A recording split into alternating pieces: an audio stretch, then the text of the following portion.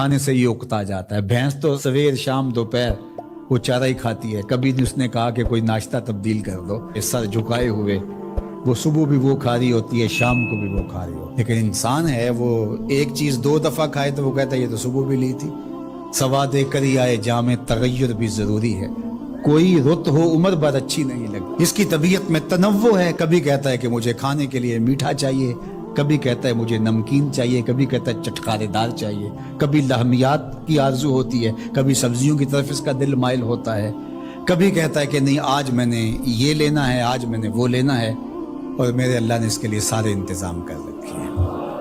अल्लाह अकबर। और जिसको एक चाहिए उसको एक ही दे रहा है, और जिसको जितना चाहिए उसको उतना दे रहा है। हमें तो हंडिया के लिए आधा किलो या एक पाव गोश्त चाहिए होता है, लेकिन शेर को मैंने अफ्रीका के अंदर लाइव नाश्ते करते देखा है, और वो पूरा हर्न जो है वो हड़प कर जाता है। अल्लाह रोज उसे देता है।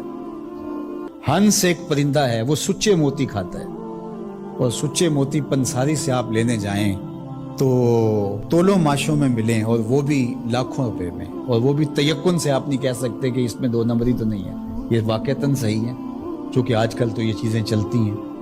लेकिन उसको पेट भर के चाहिए होते हैं सुबह शाम दोपहर। और दुनिया के ऊपर एक हंस नहीं रखा हुआ अल्लाह ने, लाखों हंस करोड़ों हंस दुनिया पे पाए जाते हैं, और उनको अरबों मोती रोज चाहिए, अल्लाह रोज अता कर रहा हो। तो ये है उसकी रब्बूबियत, जिसको जो चाहिए वो अता कर रहा हो। रब्बुल आलमीन, तमाम जहानों का पालने वाला है। रब का माना उलमा ने ये किया है। हजरत अब्दुल्ला इब्न अब्बास फरमाते हैं अन्नहु मालिकुद दुनिया व अन्नहु मालिकुल उखरा। ये दुनिया का भी मालिक है और आखिरत का भी मालिक है। रब ये सिर्फ दुनिया में ही नहीं, आखिरत के अंदर भी उसके खाने करम पे लोग पल रहे होंगे, और दुनिया में भी उसके खाने करम पे लोग पल रहे हैं। अब आलम क्या है? मा सिवल्लाह को आलम कहते हैं। उलमा ने इस पर बहुत कुछ लिखा, लेकिन हजरत वहब बिन मुनब्बा रदी अल्लाह तआला अन्हु फरमाते हैं कि 18,000 आलम है। उनमें से एक आलम ये आलम दुनिया है। बहुत सारी चीजें हैं, हमारी इंसान की पहुंच ही वहां तक नहीं है। वमा यालमु जुनूद रब्बिका इल्ला हु। अल्लाह के लश्करों को कौन जाने? अल्लाह वही जानता है उसने क्या क्या पैदा किया। इंसानी मुर्गे अकल थक के गिर जाता है। अल्लाह अकबर। मुजद्दिद अल-फिसानी अलैहि रहमा फरमाते हैं, जो शख्स अपने ऊपर 10 चीज़ों को लाजिम कर लेता है तो लाजमी नतीजा ये होता है कि वो मुत्तकी बन जाता है। वो 10 चीज़ें कौन सी हैं? माह सियाम के इन हसी लम्हों में हमें वो 10 औसाफ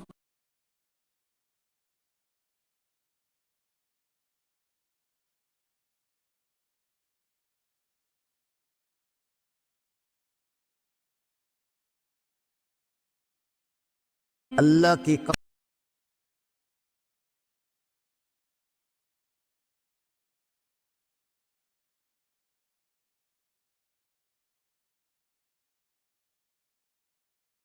चलता है, लोग ज़ोफुल इत्तिकादी में मुब्तला रहे हैं। और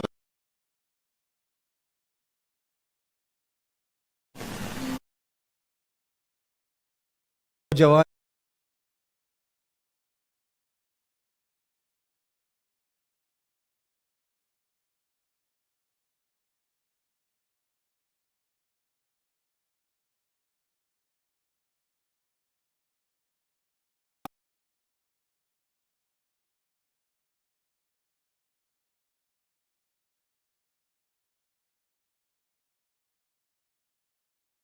वमन यतवक्कल अलल्लाह फहुव हस्बुहु। और जो अल्लाह पर भरोसा करे अल्लाह उसके लिए काफ़ी हो जाता है। उसकी ज़रूरियात का वो खुद कफील होता है, और उसके काम उसके ज़ुम्मा करम पे होते हैं। को हो के देखे उसका। तो जो अल्लाह से डरे अल्लाह उसके लिए रास्ते बनाता है। हज़रत औफ बिन मालिक रदी अल्लाह ताला अन्हु अल अशजई,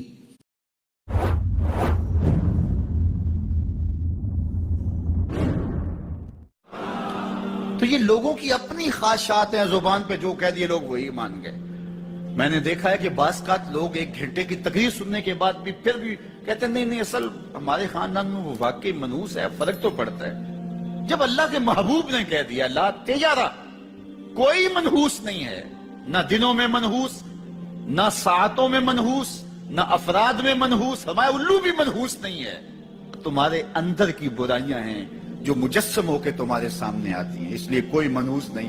ہمارے والدین نے بچپن میں ہی ہمیں یہ باتیں اچھی طرح سے ازبر کروائیں اور ہماری تربیت اس طرح کی کہ ہم الحمدللہ کبھی بھی ذوف الاعتقادی کا شکار نہیں ہوئے۔ تو آپ بھی اپنی اولادوں کی ابھی سے ایسی تربیت کریں کہ ان کا توکل اللہ پر ہو، ان کا توکل اللہ کی بابرکت ذات پہ ہو اور وہ اسی پہ بھروسہ کرنے والے ہوں۔ جب اس پہ بھروسہ کرنے والے ہوں گے تو زندگی سوکھی گزرے گی، کبھی مشکل آ بھی جائے گی تو پریشانی نہیں ہوگی کہ دیکھیے کبھی خنداں کبھی گریاں، کبھی اللہ کچھ عطا کرتا ہے کبھی کچھ عطا کرتا ہے۔ وہ محمود غزنوی کو بوڑھے لوگ محبوب تھے لیکن سب سے زیادہ محبوب ایاز تھا، تو ایک دن اس نے اس کو خربوزہ دیا تو وہ چٹخارے لے کے کھا رہا تھا۔ بادشاہ نے چکھا تو وہ کڑوا تھا، کہا ایاز یہ تو کڑوا ہے، تو کہا کہ حضرت ہاں کڑوا ہے، تو کہا کہ تم مزے سے کھا رہے ہو، کہا ساری زندگی ساتھ سے میٹھی نعمتیں کھائی ہیں، آج ایک کڑوا مل گیا تو پھینک دوں۔ جب اس پہ توکل ہوگا تو کبھی تکلیف آئے گی تو بندہ کہے گا کوئی بات نہیں، جے سونا میرے دکھ وچ راضی تے میں سکھ نو چلے ڈاواں، تو بندہ کہے گا ٹھیک ہے کوئی بات نہیں ہے، یہ اس پہ بھی میں خوش ہوں۔ تو جب توکل اس پہ ہوگا تو پھر بندہ اس تکلیف میں بھی لذت لینے کا راستہ نکال لے گا۔ اور اگر یہ ہو کہ اس منحوسہ کی وجہ سے یہ سب کچھ ہوا ہے، کچیچیاں چڑھیں گے اس کے اوپر کہ اس نے یہ کیا ہے، مار دوں قتل کر دوں، اس کو چھوڑوں نہ، زمین پہ رہنے کا حق ہی چھین لوں اس سے، کہ اس منحوسہ کی وجہ سے یا اس منحوس کی وجہ سے یہ ہوا ہے۔ کوئی کسی کی وجہ سے نہیں ہوتا، یہ ہماری اپنی بدعمالیوں کی سزا ہے۔ اگر کوئی ہمیں نقصان در نقصان ہو رہا ہے تو توبہ کریں۔ 70,000 لوگ ایسے ہیں جو بغیر حساب جنت میں جائیں، ان کا کوئی حساب نہیں ہوگا۔ اللہ اپنے کرم سے انہیں یوں ہی جنت عطا فرمائے۔ صحابہ نے عرض کی یا رسول اللہ صلی اللہ علیہ وسلم وہ کون ہیں؟ تو آقا کریم نے شرف میں کانو لا یکتوون، یہ وہ لوگ ہیں جو اپنے جسم پہ داغ نہیں لگاتے، مخصوص نشان جسم پہ لگا لیتے ہیں، یہ فلاں بزرگ کی نشانی ہے، یہ فلاں جو ہے وہ شہید کی نشانی ہے۔ اللہ نے جب تمہیں سالم الاعضاء پیدا کیا ہے تو اپنے بدن کو تم کیوں نشانی، اس نے ساری نشانیاں لگائی ہیں، اس کی نشانیاں اتنی پکی ہیں کہ اس نشانیوں میں فرق بھی نہیں لگتا نا۔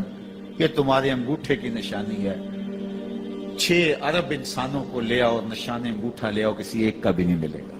یہ نشانی تمہارے رب نے لگائی۔ جیسی صورت تمہاری ہے ایسی صورت کسی اور کی نہیں بنائی، تمہیں منفرد بنایا اس میں، پوری کائنات میں سارے لوگ تمہارے جیسے ہیں لیکن تم پھر بھی الگ دکھائی دیتے ہو۔ سب کی 2 آنکھیں، سب کا ناک، سب کے ہونٹ، سب کا رنگ ملتا جلتا، لیکن سب کی شکلیں الگ ہیں۔ یہ زید ہے، یہ بکر ہے، یہ عمر ہے، یہ آس ہے، یہ فلاں ہے۔ دوسرے وہ ولا یسترقون، اور وہ رکیہ نہیں کرتے، یہ چھو منتر جادو ٹونا ہر وقت عاملوں کے پاس بھاگے پھرتے ہیں اور وہ انہیں جو ہے وہ غلط سلط ٹوٹ کے ٹونے بتاتے ہیں اور وہ کرتے رہتے ہیں۔ عجیب لوگوں کے نفسیات ہوتے ہیں، صبح سے لے کر شام تک اسی چکر میں رہتے ہیں اور پھر ساری زندگی توہمات سے نکل ہی نہیں پاتے۔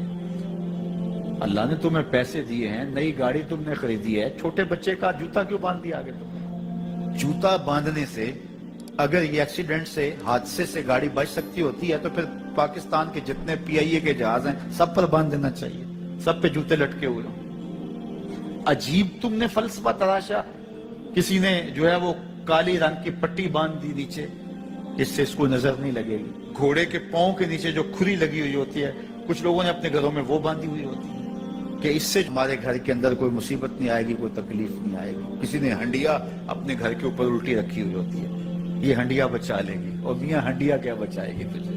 اللہ کے قہر سے کچھ نہیں بچا سکتا۔ جب تمہارے اوپر کوئی مصیبت نازل ہونی ہے تو کچھ نہیں بچا سکتا۔ اگر بچنا چاہتے ہو تو پھر اللہ سے استغفار کرو، اللہ تعالیٰ کی تسبیح کرو، اللہ کی تحلیل کرو، میرے حضور پہ درود پڑھو، پھر دیکھنا کہ مصیبتیں ٹلتی ہیں یا نہیں ٹلتی۔ تو یہ خام خواہ کے رکیے، اور یہ عامل لوگ جو ہیں ان کا تو کام ہی یہی ہے، ان کا کام چلتا ہے لوگ ذوف الاعتقادی میں مبتلا رہے، اور یہ کہہ دیتے ہیں کہ آپ کے خاندان میں ایک منحوس عورت ہے، یہ اس کا کیا ہوا ہے، تو کوئی نہ کوئی منحوس تو پہلے ہی انہوں نے طے کر رکھی ہوتی ہے، فوراً ذہن وہاں جا کلک ہو جاتا ہے۔ اس کا نون سے نام شروع ہوتا ہے، اس کا کاف سے نام شروع ہوتا ہے، اس کا جیم سے نام شروع ہوتا ہے، تو پورے خاندان میں کسی کا نام کاف، نون یا جیم سے تو شروع ہوتا ہی ہوگا، یا دوستوں میں، تو فوراً ذہن جو ہے ادھر منتقل ہو گیا۔ اب یہ بابا جی نے بتا دیا ہے، ہاں ہاں ہاں اس نے یہ بات کی تھی، کچھ باتیں یاد آنے لگی، اس کاف سے شروع ہونے والے نام کے ساتھ نفرت پیدا ہو گئی۔ اس بابے نے نفرت کا کاروبار کیا ہے۔ اس نے تو 100 روپے 200 روپے لے لیے، لیکن دو انسانوں کے اندر نفرت ڈال دی۔ اس کا گریبان کل قیامت کے دن پکڑا جائے گا۔ ان ملنگوں کے پاس، ان ذوف الاعتقادی کو پھیلانے والوں کے پاس کبھی نہ جاؤ۔ تمہیں مصیبت پڑی ہے، تمہیں لگ رہا ہے کہ شاید میرے اوپر جادو ہے، تو پڑھو نا سورہ بقرہ، جادو جڑ سے اکھڑ جائے گا۔ 40 دن اپنے گھر میں سورہ بقرہ پڑھو، برکت ہوگی۔ کہتے ہیں مولوی صاحب 40 دن تو نہیں پڑھی جا سکتی، اڑائی پارے، ہمیں کوئی تعویذ ہی کر دیں۔ ہم شارٹ کٹ چاہتے ہیں نا، روزانہ صبح اڑائی پارے سورہ بقرہ پڑھے، یہ تو ہم سے نہیں پڑھی جائے گی، تو آپ کوئی تعویذ ہی لکھ دیں۔ کاروبار میں برکت نہیں، میں کہتا ہوں پڑھو نا سورہ واقعہ، 3 رکوع ہیں، برکت ہوگی۔ ہم کہتے ہیں ہمیں تعویذ ملنا چاہیے، بس وہ ہم گلے میں رکھ لیں، بٹوے میں رکھ لیں، پرس میں رکھ لیں، اور ہمارا کام ہو جائے، ہمیں کچھ بھی نہ پڑھنا پڑے، ہمیں وضو تک نہ کرنا پڑے، نماز نہ پڑھنی پڑے، اور برکت ہو جائے۔ ایسے برکت تو نہیں آتی۔ بیٹے کی شادی کی، بہو گھر لائے، ابھی 2 دن نہیں گزرے تھے، کاروبار میں نقصان ہو گیا، یا گھر کا کوئی فرد فوت ہو گیا، یا کوئی جانور مر گیا، تو کہا کہ یہ منحوسہ آئی ہے تو ہمارا یہ نقصان ہو گیا۔ اگر وہ نہ آئی ہوتی تو پھر یہ نقصان نہ ہوتا، پھر تم قیامت تک جینا تھا، یا اس سے قبل تمہارے کبھی نقصان نہیں ہوئے۔ تمہارے گھر کے اندر بیٹیاں موجود ہیں، یہ بھی کل کسی کی بہو بنیں گے، اور ان کا بھی کوئی نقصان ہو سکتا ہے، اور یہ بھی منحوسہ قرار دی جا سکتی ہے۔ پھر تان و تشنی کے تیر جو ہے وہ اس کے اوپر لگائے جانے لگے۔ کتنی زیادتی ہے، کتنا ظلم ہے، کسی کا دل توڑنا، کسی کا دل دکھانا، کسی کو منحوس قرار دے دینا۔ از خود تمہارے پاس کیا سند ہے؟ تمہیں الہام ہوا ہے؟ کیا حجت ہے، کیا دلیل ہے تمہارے پاس کہ کسی کو تم نے منحوس قرار دے دیا؟ کتنا مکار ہے انسان، اپنی بدعمالیوں کو، اپنی نیت کے کھوٹ کو، اپنی نیت کی کوتاہیوں کو، اپنی سستیوں کو، اپنے عمل کی کمیوں کو دوسرے کے اوپر مڑ دیتا ہے۔ کاروبار تو نے صحیح نہیں کیا، نقصان ہو گیا۔ صبح 12 بجے اٹھ کے تو گھر سے جا رہا ہے اور نقصان ہو گیا۔ تو نے 2 نمبر مال بیچا، آج پکڑا گیا اور نقصان ہو گیا۔ تم نے ٹیکس نہیں دیا، تم نے زکوٰۃ نہیں دی، تم نے دروازے پہ کھڑے ہوئے سائل کو جھڑکا، نقصان ہو گیا۔ یہ تمہارے پاپ ہیں جو مصیبت بن کے تمہارے سامنے آتے ہیں۔ یہ تمہاری بے تدبیریاں ہیں، تمہاری ناحکمتیاں ہیں، یہ تمہاری بے احتیاطیاں ہیں، یہ تمہارا تکبر ہے، یہ تمہارا غرور ہے، یہ تمہارا عجب ہے، یہ تمہاری ریاکاری ہے، یہ تمہاری خیانت ہے، یہ تمہاری دھوکہ بازی ہے، یہ تمہارے قلب کے اندر چھپی ہوئی نفرت ہے، جو آج تمہیں مصیبت بن کے جس کا سامنا کرنا پڑ رہا ہے۔ یہ تمہارے اندر کے عیب ہیں جو مجسم ہو کے تمہارے سامنے آئے ہیں۔ اللہ تعالیٰ نے قرآن مجید میں ارشاد فرمایا وَمَا أَصَابَكُم مِّن مُّصِيبَةٍ فَبِمَا كَسَبَتْ أَيْدِيكُمْ، جو تمہارے اوپر مصیبت آتی ہے وہ تمہاری اپنی کرتوتوں کی وجہ سے آتی ہے۔ بیماری آئی تمہارے پرہیز نہ کرنے کی وجہ سے آئی، بیماری آئی تمہارا زیادہ کھا لینے کی وجہ سے آئی، بیماری آئی تمہارا نامناسب غذا لینے کی وجہ سے آئی، بیماری آئی وقت پہ سوئے نہیں، وقت پہ اٹھے نہیں، تم نے کسی سے زیادتی کی، بیماری تمہاری بدعمالیوں کی سزا ہے، مصیبت کا آنا، تکلیف کا آنا تمہاری بدعمالیوں کی سزا ہے، اور منحوسہ یہ خاندان کی خاتون ہے۔ تو یہ دوسرے کے اوپر مڑ کے اپنی کوتاہی، اپنی غلطی دوسرے کے اوپر لگا دی اور اس کو منحوس قرار دے دیا۔ اگر کسی کا کام تمہیں دیکھ کر کے اچھا نہ ہو تو پھر تم بھی منحوس قرار پائے نا۔ اگر آج تم کسی کی بہن کو، کسی کی بیٹی کو منحوس قرار دیا ہے اور خاندان کے اندر اس کو منحوس مشہور کر دیا ہے، تو اگر کوئی یہ مشق تمہاری ماں پہ کرے، تمہاری بہن کو منحوس قرار دے دے، تمہاری بیٹی کو منحوس قرار دے دے، تو تمہارے دل پہ کیا گزرے گا؟ یہ کتنا ظلم ہے، کتنی بڑی زیادتی ہے کہ آج خود کسی کو منحوس قرار دے دیا۔ کوئی منحوس نہیں ہے، کوئی لمحہ منحوس نہیں ہے، کوئی شخص منحوس نہیں ہے، کوئی وقت منحوس نہیں ہے، کوئی گھڑی منحوس نہیں ہے۔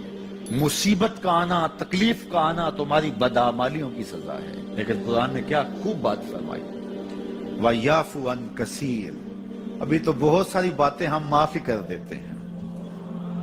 تم نے کوئی گناہ کیا، پھر تمہارے ہاتھ اٹھ گئے، ہم نے معاف کر دیا۔ تم نے کوئی گناہ کیا، تم نے صدقہ کیا، ہم نے معاف کر دیا۔ تم نے کوئی گناہ کیا، تم نے سجدہ کیا، ہم نے معاف کر دیا۔ تم نے گناہ کیا، تم نے وضو کیا، ہم نے سارے گناہ جھاڑ دیے۔ تو کچھ اعمال ایسے ہیں کہ جن کی سزا بھگتنی پڑتی ہے لازم، لیکن زیادہ عمل ایسے ہیں اللہ فرماتا ہم زیادہ یوں ہی معاف کر دیتے ہیں۔ اور اگر ہم سارے معاف نہ کریں تم چل ہی نہ سکو، زندگی تمہاری گزرے ہی نہ، اتنی مصیبتیں تمہارے اوپر ٹوٹ پڑیں، لیکن تم وہ منحوسہ کو قرار دے کے اپنے اوپر سے ٹال رہے ہو، فلاں منحوسہ اس لیے یہ سب کچھ ہو رہا ہے۔